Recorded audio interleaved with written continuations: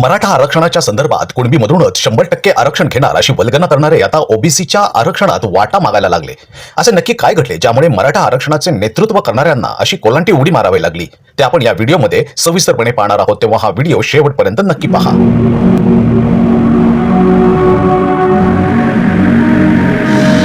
नमस्कार, समता न्यूज मध्ये आपले स्वागत।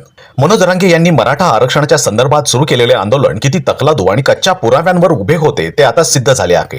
कुणबी हे मराठाच अशी अवई उठवून Hyderabad gazette, Satara gazette, Mumbai gazette लागू करावे, सरसकट आरक्षण द्यावे, त्याचबरोबर 58 लाखांच्या वर मोडी लिपीमधील नोंदी सापडल्या आहेत अशा बेताल आणि बिनबुडाची माहिती पसरवून मनोज जरांगे यांनी फक्त भाजप सरकारलाच नाही तर मराठा समाजास देखील वेठीस धरले आणि अवास्तव मागण्या करून मुंबईमध्ये आंदोलनाच्या नावाखाली धिंगाणा घातला।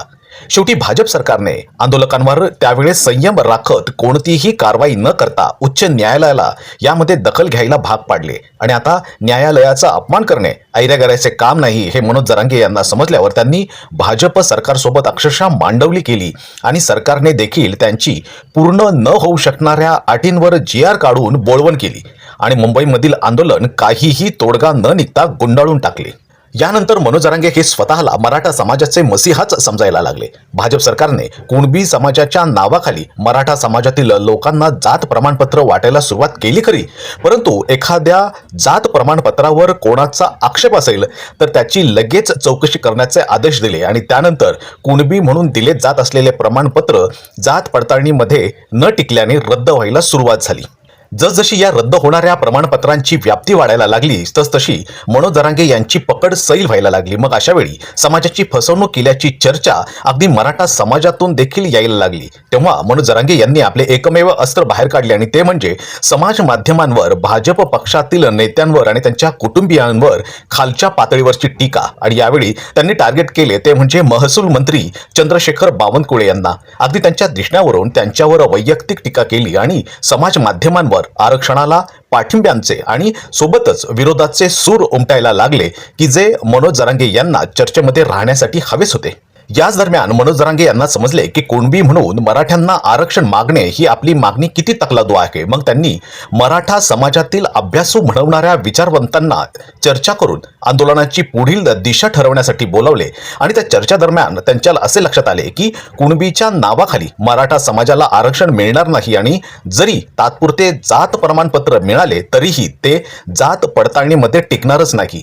तेव्हा त्यांनी आपला रोख बदलला आणि बंद दाराआड कारस्थान करून आपल्या सहकार्यांना ओबीसी समाजाच्या आरक्षणामधून हिस्सा मिळावा यासाठी आधी अनुकूल वातावरण निर्माण करण्यास सांगितले असणार। आणि म्हणूनच एकीकडे स्वतःला मराठा म्हणवून घेणारे योगेश केदार दुसरीकडे आपल्याजवळ ओबीसीचे जात प्रमाणपत्र असल्याचे सांगतात आणि बंद दाराआड ठरवलेल्या प्लॅनिंग प्रमाणे मनोज जरांगे यांनी अपमान केला म्हणून मी लक्ष्मण हाके यांच्या सोबत जाणार असे म्हणतात आणि मराठा समाजाला ओबीसी समाजामधूनच आरक्षण दिले जावे यासाठी प्रयत्न करणार असे देखील म्हणतात।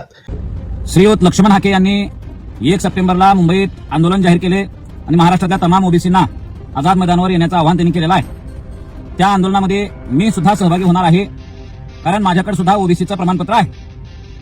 पण त्या आंदोलनात सहभागी होऊन मराठा समाजाला सुद्धा ओबीसीच्या आत आरक्षण कसं देता येईल या संदर्भात मार्गदर्शन करण्याची आमची भूमिका राहील। आमची इच्छा आहे की जे काही आमचे मराठा बांधव आहेत ज्यांचा हक्क आहे 23 मार्च 1994च्या GRच्या नंतर ज्यांचा हिरावला गेलेला हक्क आहे तो त्यांना आम्ही परत द्यायची तयारी अशा पद्धतीची मागणी एक ओबीसी म्हणून मी त्या आंदोलनात करणार आहे।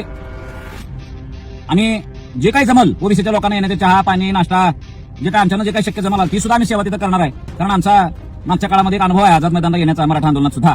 मराठा आणि ओबीसी हे दोन वेगळे नाहीत, ह्या दोन्ही समाजाला गुण्यागोविंदाने ठेवता येऊ शकते। या संदर्भानं महाराष्ट्रात चर्चा होण्याची गरज आहे आणि ती चर्चा त्यानंतर सगळ्या राज्यात सुरू होईल असा आशावाद मी व्यक्त करतो। धन्यवाद।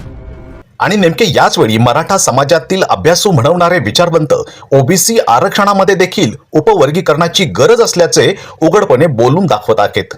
पुढे जाऊन या मागणीला जोर यायला लागला की मग मी मराठा समाजातील विचारवंत अभ्यासकांशी सल्लामसलत करून ही भूमिका पुढे नेणार असे जाहीर करून पुन्हा एकदा अश्लील भाषांचा वापर करीत ओबीसींचे नेते छगन भुजबळ यांच्यावर निशाणा साधून सुरुवातीला आडवळणाने केली जाणारी ओबीसीच्या कोट्यातून आरक्षणाची मागणी जाहीर भूमिका घेऊन थेटपणे पुढे नेणार।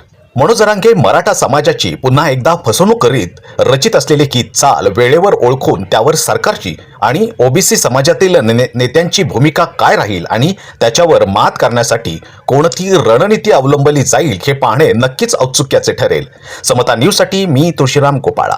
आपण जर अजूनही समता न्यूज चॅनलला सबस्क्राईब केलं नसेल तर लगेचच सबस्क्राईब करा आणि हो, मराठा समाजाला ओबीसींच्या कोट्यातून आरक्षण देण्यासंदर्भात आपले काय मत आहे हे कमेंट करून नक्की सांगा.